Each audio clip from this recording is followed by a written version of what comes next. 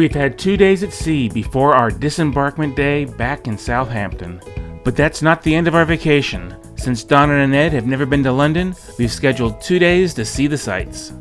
The captain said we'd be hitting some rough weather, delaying our arrival by about 2 hours. But the sun was shining when we first saw the coast of England.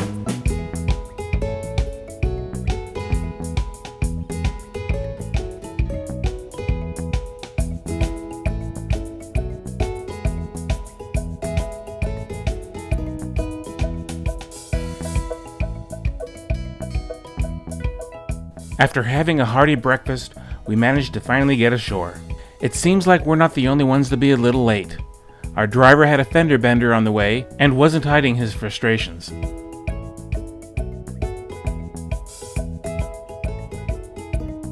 But after the long 2-hour drive, we managed to finally get to our hotel. We're staying at a smaller hotel called the Belgrave. It's nestled among a number of other hotels in a block of row houses, putting us within walking distance of Westminster Abbey and Parliament. Luckily, when we arrive, our rooms are ready, so we're able to check in early and get a start to the afternoon. Our plans are to walk through the neighborhood to a highly rated local favorite, the Laughing Halibut, for some good old-fashioned fish and chips. Making sure we're looking the opposite way when crossing the streets, we passed by a local neighborhood church, St. Stephen's, that was built in the mid-1800s. There are a lot of really good reviews for the Laughing Halibut online, so our expectations were rather high. We ordered both the cod and the halibut. Even though it was pretty good, I've had better fish and chips elsewhere. But there's a lot to say about planning ahead and not having to spend a lot of time looking for a place to eat. Arriving at Westminster Abbey about 12:30, it gives us plenty of time to see the Abbey before our scheduled 3:40 tour of Parliament. Officially, Westminster Abbey is no longer considered an abbey or a cathedral, but a Church of England under the full control of the monarchy, and the official location of coronations and all royal burials.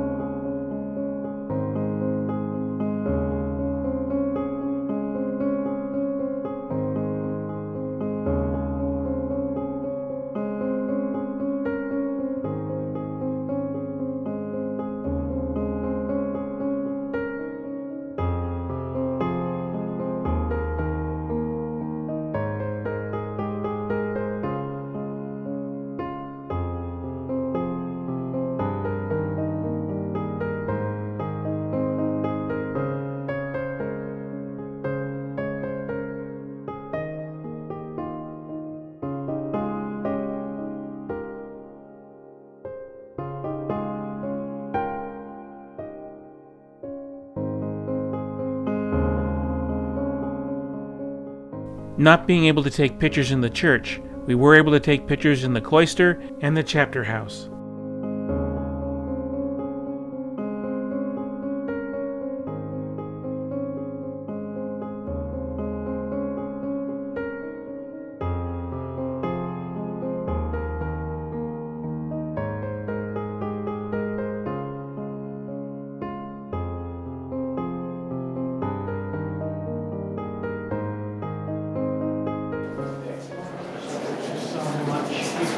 Britain's oldest door. Oh my God. In the 1050s. Can you imagine?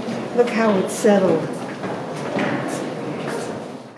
This is the chapter house. It's a general purpose room, but primarily was used for large meetings.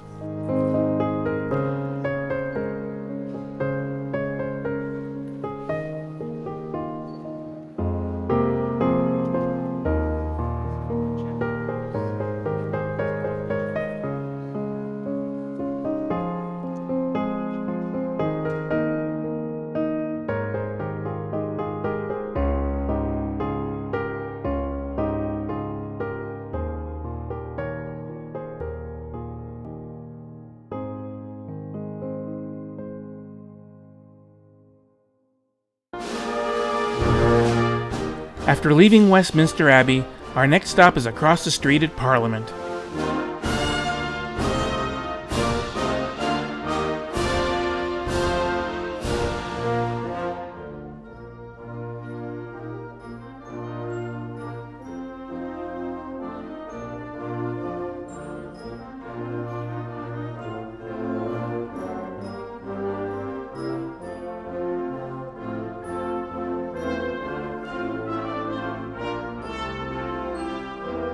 We meet for our tour in Westminster Hall. This great hall is the largest building in the Palace of Westminster, the former name for the parliamentary buildings, now known simply as the Houses of Parliament. I've always loved the look of hammer beam ceilings, and this is a great example of them.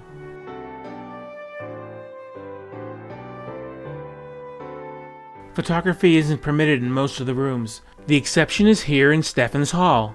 The hall is lined with statues of famous parliamentarians that served over the years. The tour is long and a bit taxing, especially for Mom, since it's her first full day on her feet since her fall.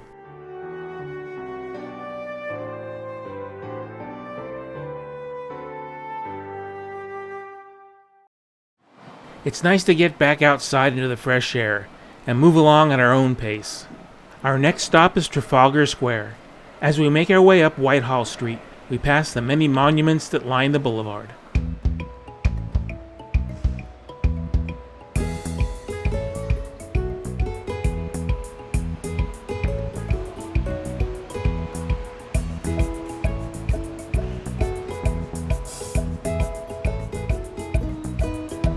Trafalgar Square is located in the area that used to be called Charing Cross, a name still used by one of London's largest railroad stations located near here.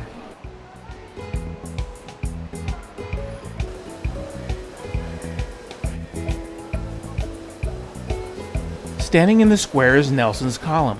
It is in tribute to Admiral Horatio Lord Nelson and commemorates his victory over the French fleet in the Battle of Trafalgar. Arriving at Trafalgar Square around 6, lunch was beginning to wear off, and we were getting a bit hungry. So we decided to move on and head toward the Lamb and Flag, where we planned to have a bite to eat. On our way, we passed this interesting building, the English National Opera House, also known as the ENO. Seeing this sign, we had to put them to the test, so we stopped in at the gelateria. And wow, they had our favorite combination, dark chocolate and frutte de bosco, fruit of the forest. I must say I think they passed their test. It ranked right up there with the best we had in Italy. Finally arriving at the Lamb and Flag, the crowds were pouring into the street, but we managed to make our way up to the upstairs bar, where we were told that food service stopped at 6 on Saturdays. So we ordered a bit to drink before we moved on to fine dinner.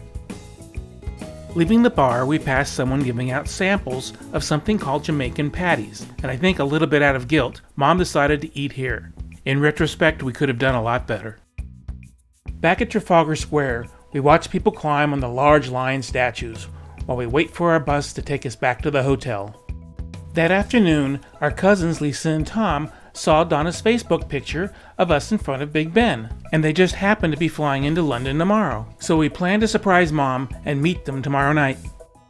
It's been a long, tiring day, and we need to get some sleep because we have a lot planned for tomorrow. After having a nice breakfast at the hotel, we head on over to Victoria Station to catch the metro toward the Tower of London. Finding it a little confusing getting through the station, Marianne stops a young man to ask for directions. We found out his name was John, and he was from Rome. Mom enjoyed being able to converse with him in Italian while he kindly walked us to the subway station.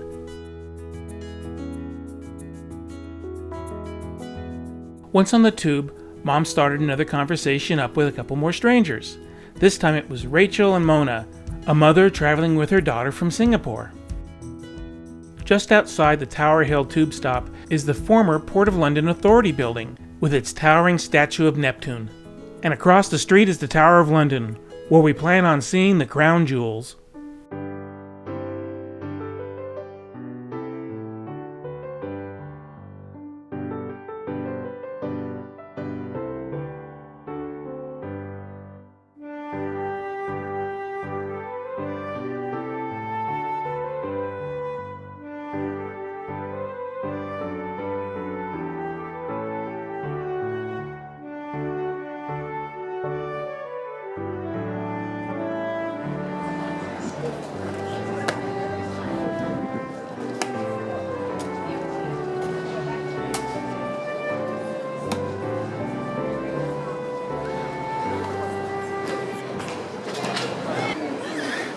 You did it, Ann. You got him to smile. Yeah.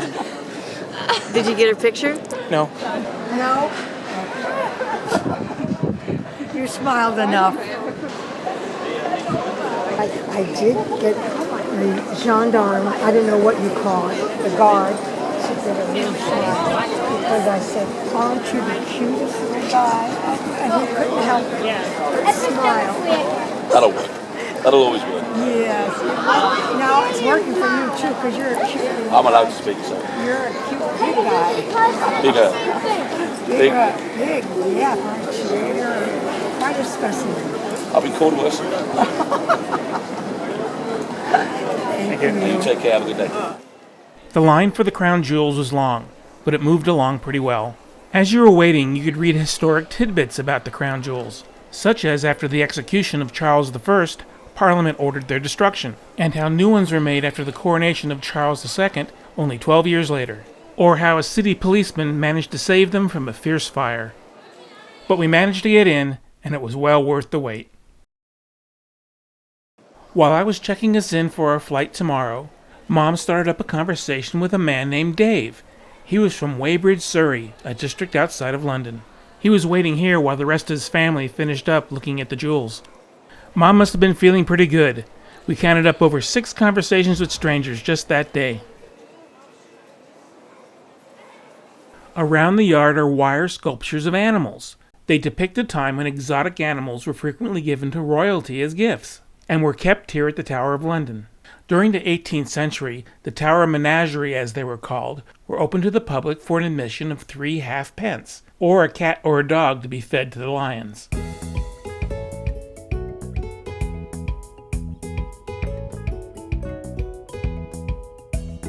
Well, it's about time to move on, but we stopped by this peanut vendor to have a sample of her wares. See if she'll give you a taste. No, take it. Pick it up.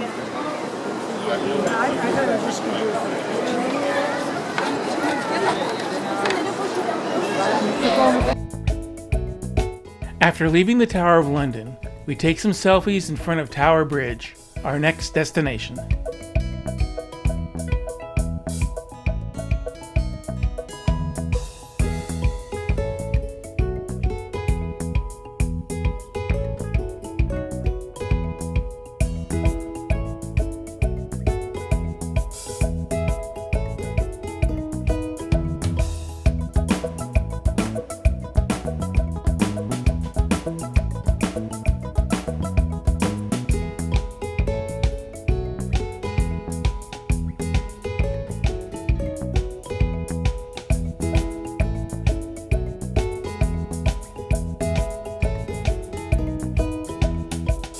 The exhibition is split into 5 stages. Stages 1 and 3 are short films about the history and the construction of Tower Bridge.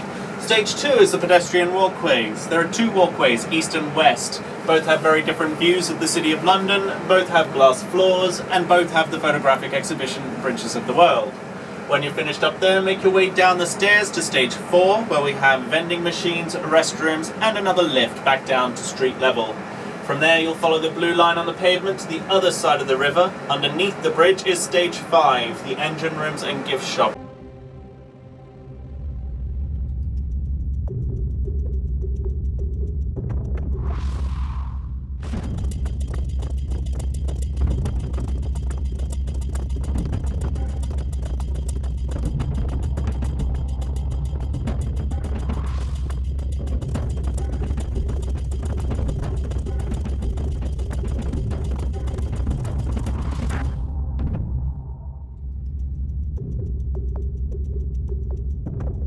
As we wander through the exhibit, we come to the plexiglass observation corridors high above the roadway.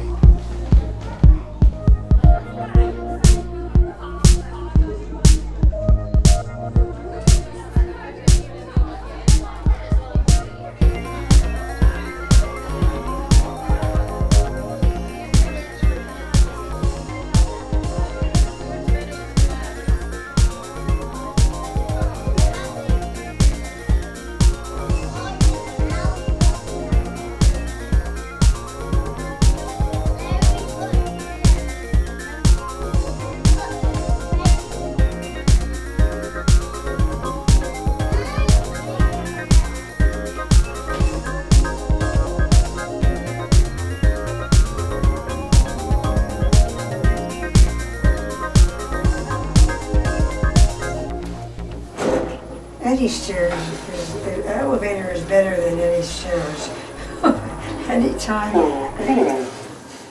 Good, now we can take it back out.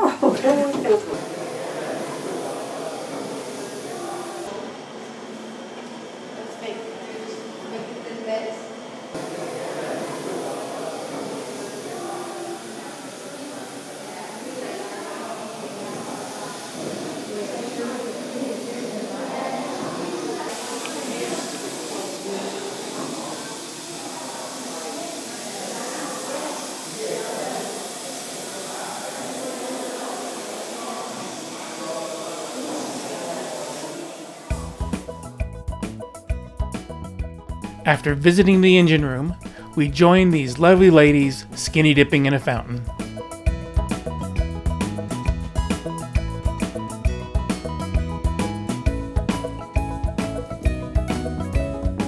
We then make a quick stop in the same plaza to get some sandwiches for lunch, before we head back over Tower Bridge to catch our ferryboat and our Thames River tour.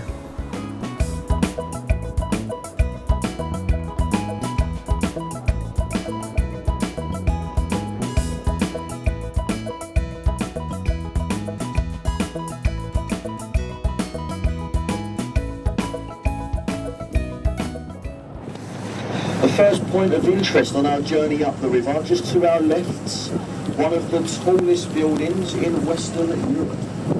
That's the Shard at London Bridge.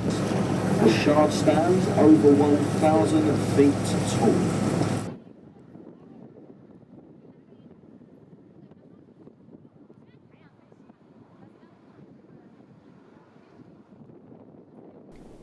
Unfortunately, the weather turned, but Donna and Ed, braving the rain, stayed up on deck to get some pictures as we passed by the London Eye to our stop at Westminster.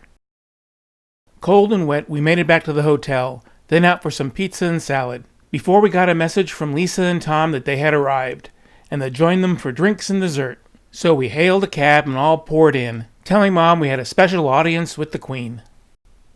It was really a great surprise for Mom to see Lisa and Tom, especially in a totally unexpected circumstance. But soon we all had to say goodbye and get ready for a return flight home tomorrow. Our return flight was on a new Airbus A360, the world's largest passenger plane. Except for the entertainment system in our row failing halfway through the flight, all went smooth, and we got some great shots of our landing in San Francisco.